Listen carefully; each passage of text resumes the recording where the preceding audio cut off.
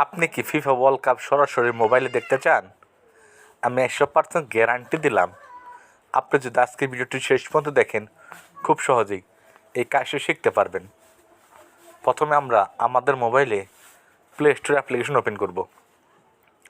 Play store application করার পর নিচে সার্চ অপশন আছে, এখানে আসবো। আসার পর এখানে সার্চ অপশনে TOFFE টফি লিখে আমরা সার্চ করব। ভিডিও শেষে আপনাদের জন্য একটি বোনাস টিপস আছে। এখানে টফি অ্যাপস আমাদের সামনে শো করবে। আমরা টফি অ্যাপ্লিকেশন আমাদের মোবাইলে ইনস্টল করব। যাদের মোবাইল আগে থেকে ইনস্টল আছে তারা আনইনস্টল করে পুনরায় ইনস্টল করবেন। ইনস্টল করার পর আমরা আমাদের মোবাইলে টফি অ্যাপ্লিকেশন ওপেন করলাম। ওপেন করার পর আমাদের সামনে কিছু বিজ্ঞাপন আসতে পারে।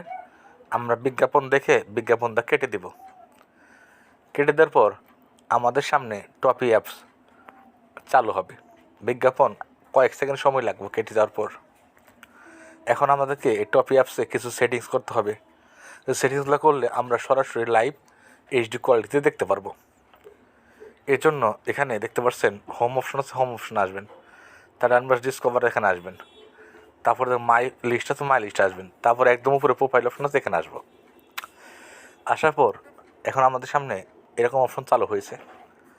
এখানে সাইন ইন টু টিভি আছে, এখানে আমরা ক্লিক করব।